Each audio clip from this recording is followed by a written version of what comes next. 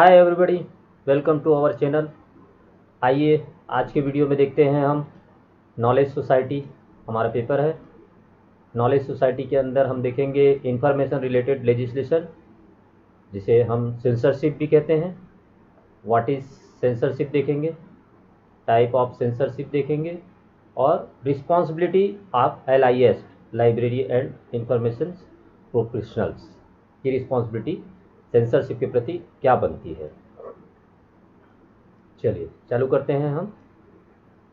तो मैंने जैसे कि पिछले जो लेसन थे उसमें एक बात कही थी आपको कि दो चीज़ें इंफॉर्मेशन रिलेटेड लेजिस्लेशन में कॉन्फ्लिक्ट वाली बातें होती है कि एक तो हमारा लाइब्रेरी इथोस ये बोलता है, लाइब्रेरी इथिक्स हमारा ये बोलता है कि flow of information without any discrimination, मतलब हमारे इंफॉर्मेशन का फ्लो इस तरीके से होना चाहिए कि बायसनेस नहीं होना चाहिए। लेकिन वहीं सेंसर एक अपोजिट बात करता है। सेंसरशिप ये बोलता है कि इंफॉर्मेशन पे बैन या कंट्रोल होना चाहिए।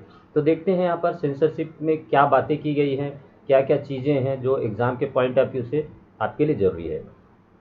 Censorship is used to prevent and control the creation, access and dissemination of idea या इंफॉर्मेशन, है ना। तो सेंसरशिप क्या है कि जो आइडियाज़ और इंफॉर्मेशन है उसके यूज़ पर प्रिवेंट करता है, रोक लगाता है ना। उसके क्रिएशन पे रोक लगाता है या उसके एक्सेस या डिसेमिनेशन, उसके फैलाव, प्रचार प्रसार या उसको एक्सेस करने या यूज़ करने पर प्रिवेंट है। ये एक सुरक्षात्मक तरीका है कि कौन सी इंफॉर्मेशन हम यूज़ के लिए किसी एक पर्टिकुलर लोगों को दें या हमारे यूज़र के पास वो इंफॉर्मेशन जानी चाहिए या नहीं जानी चाहिए, ये वाली बातें हैं। जैसे ALA American library association also involve in censorship activities.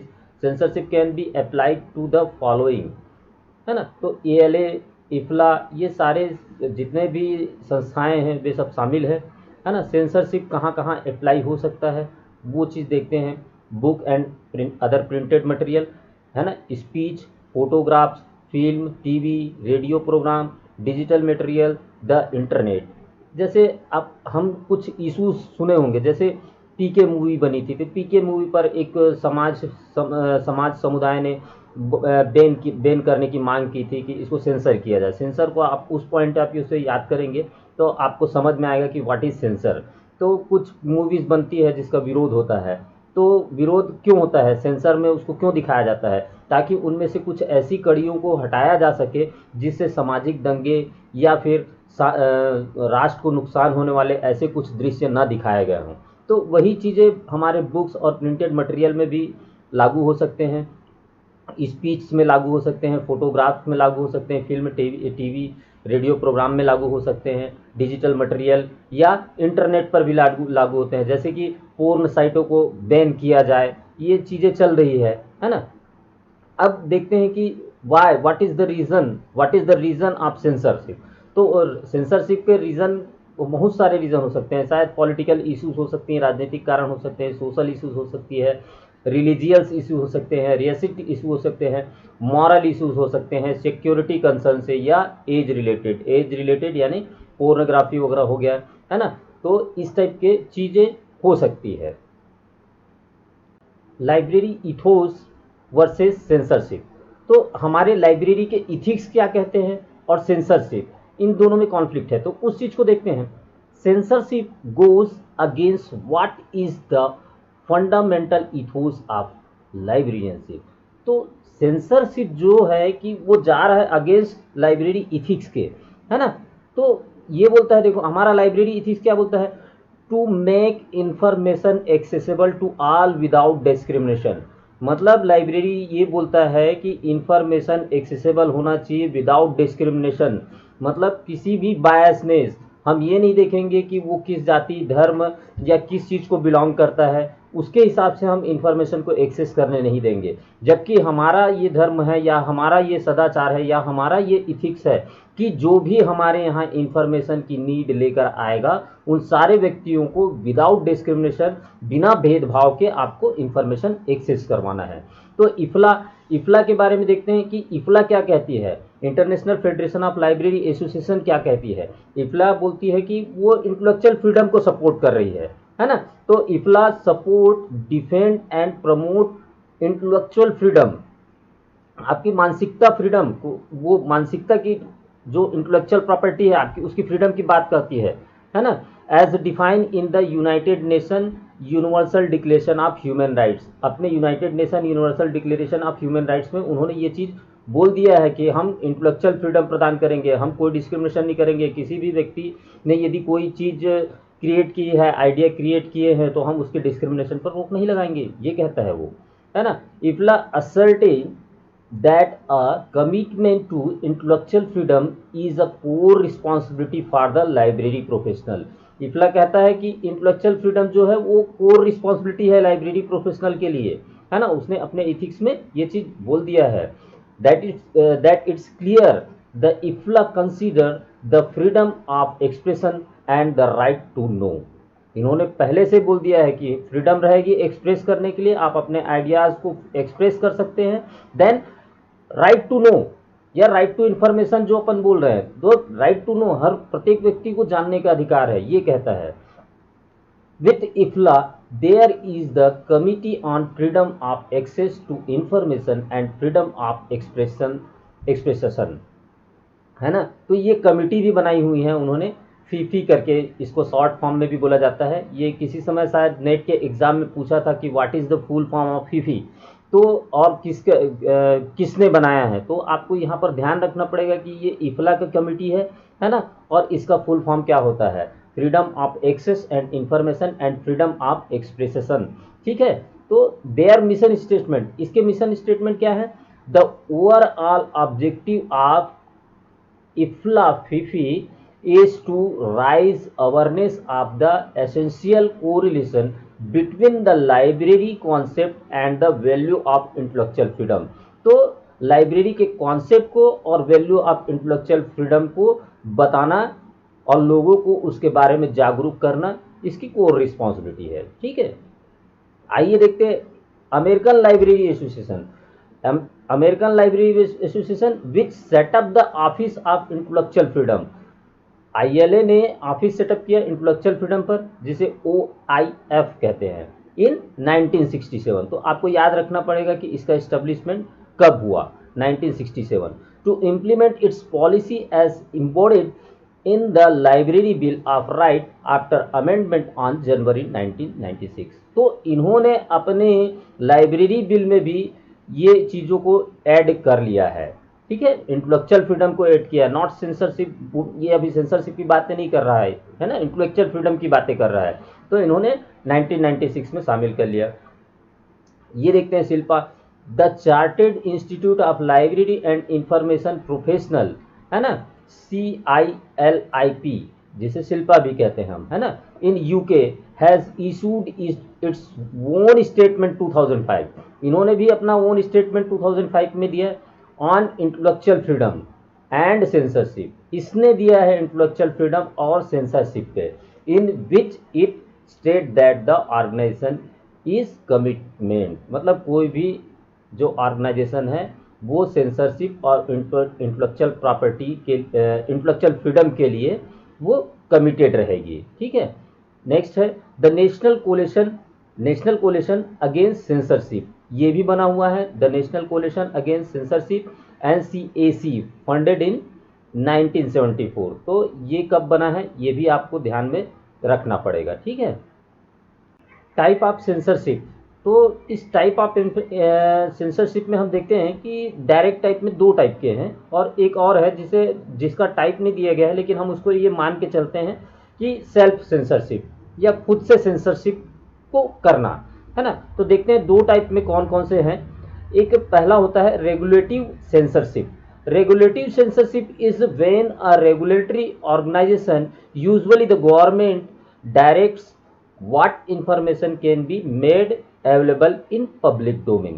तो रेगुलेटरी जो सेंसरशिप होता है, तो आपकी गवर्नमेंट बॉडी यदि उस इंफॉर्मेशन पे बैन लगाती है या उस इंफॉर्मेशन को अवेलेबल कराने के लिए कहती है कि पब्लिक डोमेन में वो आ सकती है या पब्लिक डोमेन में कौन सी नहीं आ सकती। कई बार ऐसा हुआ है कि कोई एक पर्टिकुलर बुक या कोई एक पर्टिकुलर इंफॉर्मेशन को लेकर बहुत बड़ी इश्यूज हो जाते हैं और उसके कारण उस पर्टिकुलर बुक को बैन करना पड़ता है। जैसे छत्तीसगढ़ में भी मुझे याद आ रहा है कि कहीं एक बुक लिखी गई थी, किसके द्वारा लिखी गई है ये मुझे अभी एग्जैक्ट ध्यान नहीं आ रहा है, कि रावण कुमार को मत मारो, ये बुक वगैरह कुछ किसी ने लिखा था, तो उसको भी छत्तीसगढ़ गवर्नमेंट ने कुछ हद तक बैन किया था। तो ऐसे ही कुछ चीज़ें हैं जो यदि सोशल इश्यूज़ को बढ़ावा देती हैं या भड़काती हैं, जिससे दंगे वगैरह की संभावना होती है, तो उन चीज़ों को बैन किया जाता है। ठीक है, जैसे ये कैथिन्स मेयो का एक बुक था, face of the mother India, है ना, तो इसको बैन किया गया था। Satanic verses by Salman Rushdie, Salman Rushdie की ये बुक थी, तो उसको बैन किया था, है ना, बैन इन इंडिया। ठीक है, तो सो LIS कीप एब्रिस्ट, तो लाइब्रेरियन इंफॉर्मेशन साइंस वालों को भी इस चीज़ के बारे में जानकारी रहनी चाहिए कि कौन सी बुक बैन की जा रही है, ताकि उसको हम लाइब्रेरी से उसको हटा दें या उसको एक अलग जगह रखें, ताकि वो यूज़र को ना पहुंच सके उस टाइप से इंफॉर्मेशन। तो ये टाइप की इंफॉर्मेशन होती है। जैसे रेगुलेटिव इंफॉर्मेशन का मुझे एक और बढ़िया एग्जांपल याद आ रहा है, शायद 18th सीरीज वगैरह में, 18th में ये 1800 सदी वगैरह में book and press registration act हुआ सबसे पहले। तो book and press registration act वास्तविक में था क्या? तो बुक एंड प्रेस रजिस्ट्रेशन में उस समय जो भी चीज़ें पब्लिश होगी, बिफोर पब्लिकेशन गवर्नमेंट आपके डॉक्यूमेंट को देखेगी कि आपने ऐसी कोई चीज़ें तो नहीं लिखी है जो गवर्नमेंट के अगेंस्ट है या किसी समुदाय के अगेंस्ट है। तो वो यदि नहीं होगी तब फिर वो न्यूज़पेपर में या इन सब चीज़ों में डॉक्यूमेंट फॉर्मेट में आएगा। तो ये चीज़ बहुत पहले से प्रैक्टिस में है ना। तो ये सारी चीज़ें हमको ध्यान रखनी चाहिए। कॉपीराइट एक्ट सॉरी इसमें नहीं आएगा, है ना। तो ये प्रेस एंड रजिस्ट्रेशन एक्ट उस समय गवर्नमेंट जो ब्रिटिश गवर्नमेंट थी, तो वहाँ पर पहले जाया करती थी, कॉपीज़ जाती थी ब्रिटिश गवर्नमेंट को, वो कॉपीज़ को पहले देखते थे, उसके बाद ही उसको न्यूज़पेपर या अदर फॉर्मेट में या इवन पॉम्पलेट में भी यदि आपको कोई चीज़ पब्लिश करवानी है तो वो ब्रिटिश गवर्नमेंट के पास आपको जमा करना पड़ता था। ठीक है, दूसरा होता है कंस्टिट्यूटिव सेंसरशिप, है ना, बैनिशमेंट फ्रॉम द कम्युनिटी, मतलब किसी किसी कम्युनिटी में बैन करना। ठीक है, this is where information, thought and idea that violate social norms, ताकि सोशल नॉर्म्स वगैरह जो हैं, सोशल वैल्यू खराब ना हो, इसके कारण ये बैन की जाती है। Or suppress through a variety of sociological process, बहुत सारे तरीके से इसको प्रोसेस किया जाता है। कुछ एग्जाम्पल्स हैं उसके, है ना। तो ये एग्जाम्पल्स भी आपको थोड़ा सा ध्यान रखिएगा, आप लोग PG पाठशाला में जाके उसके नोट्स डाउनलोड करिएगा, उसमें बहुत सारे एग्जाम्पल दिए हैं। अभी कुछ समय पहले नेट के एग्जाम्पल में ये सारी चीज़ें पूछी गई थी कि पेंगुइन बुक ने क्यों वापस मंगा लिया, या पेंगुइन को इस बुक को किसने बैन कर दिया था, किस कारण से बैन हुआ था, ये किसकी बुक्स है। जैसे सलमान रश्दी की बुक का नाम मैंने बताया। तो इस तरीके से थोड़ा एग्जाम्पल वगैरह को आप लोग देखे रहिएगा, है ना। तो ये पेंगुइन बुक इंडियन पब्लिशर से डॉक्टर वेडनी Doniger, the Hindu and alternative history, ये वापस ये सोशल इश्यूज़ के कारण जितनी भी कॉपीज़ जो बुक सेलर के पास गई हुई थी, तो सारी कॉपीज़ वापस मंगाकर इन्होंने जलवा दी थी। अब एक और सेल्फ सेंसरशिप होता है। सेल्फ सेंसरशिप मतलब आपको खुद सेंसर करना है कुछ चीज़ों को लाइब्रेरी के पॉइंट ऑफ व्यू से, या कुछ चीज़ें सेंसर कर दी जाती है। जैसे आप इसके केसेस आप देखेंगे, एक ये list of book burning incident, ये आप इंटरनेट में सर्च करके देखिएगा, तो ये इतने सारे जगह हैं जहाँ पर पुस्तकों को जला दी गई। शायद वो अनयूज थी या उस समय के अनुकूल नहीं थी, है ना भाई। कोई चीज़ें ऐसी होती है कि समय के अनुकूल उसकी मांग नहीं रहती है, और उसके बाद उस समय की स्थिति परिस्थितियों के हिसाब से वो बुक या वो स्पीच या वो इंफॉर्मेशन होती है। लेकिन यदि आज की परिदृश्य में उस इंफॉर्मेशन को एक्सेस किया जाए तो हो सकता है कि सोशल इश्यूज़ या नेशनल इश्यूज़ आ सकते हैं। तो इन सब कारणों से उन बुक्स को जला दी गई थी। तो कुछ आप देख लीजिएगा कि बर्निंग इश्यूज़ कहाँ कहाँ पर हुए थे। जैसे नालंदा यूनिवर्सिटी में 12th सेंचुरी में बर्निंग इशू हुए थे। ठीक है, पुणे के बंदरकार ओरिएंटल रिसर्च इंस्टीट्यूट बोराई में हुआ था, है ना। तो ये चीज़ों को थोड़ा सा देख लीजिएगा आप, है ना। Not just book any form of expression can be censored or prevent from being made public by interested group। ठीक है, तो मतलब कोई ज़रूरी नहीं है कि ये आपका एक्सप्रेस जो आपके आइडियाज़ एक्सप्रेस हुए हैं इंफॉर्मेशन के रूप में उन्हीं पर बैन। आजकल आप लोग टीवी में देखते होंगे कि कोई भी नेता या कोई भी अभिनेता कोई चीज़ अपने स्पीच में कह देता है और वो कंट्रोवर्सी बन जाती है। तो ये सब कंट्रोवर्सी को रोकने के लिए आपको आपके जो आइडियाज़ के एक्सप्रेशन हो रहे हैं, तो ये सारी चीज़ों को अभी ध्यान में रखकर आपको बोलना पड़ेगा, है ना? जैसे controversy on screening of film PK, तो पीके की फिल्म की कंट्रोवर्सी हुई थी। सेकेंड चीज़ ये है कि हम एलआईएसपी वालों को भी इस चीज़ों को मतलब ध्यान में रखना पड़ेगा जब हम अपने एक्विजिशन का प्रोसेस अपना रहे हैं, तो हम हमारे ध्यान में सेंसरशिप की बातें भी ध्यान में होनी चाहिए जब हम एक्विजिशन प्रोसेस में हैं तो। ठीक है, तो रिस्पॉन्सिबिलिटी ऑफ एलआईएसपी, तो लाइब्रेरियन इंफॉर्मेशन साइंस प्रोफेशनल को क्या करना चाहिए? तो सेंसरशिप में ये ध्यान रखना चाहिए कि वेंडर बायसनेस ना हो, कि भाई हम जब एक्विजिशन कर रहे हैं तो किसी पर्टिकुलर वेंडर से ही हमको वो खरीदना है, वो हमको कुछ भी दे रहा है जो हमारी लिस्टिंग में है नहीं, जो हर चीज़ हम चाहते नहीं हैं, तो कुछ बैनिंग वाली चीज़ें भी वो हमको बेच दे। तो वेंडर बायसनेस नहीं होना चाहिए। आपको जो एक्विजिशन की आपने लिस्ट बनाई है, प्रिपेयर की है ना, वो सही ढंग से आप प्रिपेयर करिए और वेंडर बायसनेस ना हो। Citation rate for periodical selection, तो पीरियोडिकल सिलेक्शन के लिए साइटेशन रेट देखिए कि साइटेशन रेट के हिसाब से आप पीरियोडिकल सिलेक्शन करें। जिसके साइटेशन ज़्यादा ना हो वो ना हो आप परचेज करें, है ना। प्रेस यूज, अच्छा, pressure pressure of funding bodies, तो मतलब ये कई बार ये होता है कि फंडिंग बॉडी जो आपको फंड प्रोवाइड करती है उन फंडिंग बॉडी का प्रेशर रहता है कि इन बुकों को 60 कॉपी खरीद ली जाए। तो ये चीज़ें आपको अवॉइड करने की कोशिश करनी चाहिए। ऑस्मेसिस ऑफ अल्टरनेटिव लिटरेचर, कई बार ये होता है कि फिजिक्स की इस राइटर की बुक नहीं है तो दूसरे राइटर की बुक हम डाल दें, तो क्यों हम दूसरे राइटर की बुक लें, क्यों ना हम एथेंटिक और अच्छे राइटर की बुक खरीदें। तो ये सब सारी चीज़ें आपको ध्यान में रखना चाहिए एक्विजिशन के समय। एक सेल्फ सेंसरशिप मतलब आप सेंसरशिप के बारे में खुद से भी अपना स्टडी रखिए और उसके हिसाब से आपका परचेसिंग होना चाहिए। ये कुछ एग्जांपल्स हैं।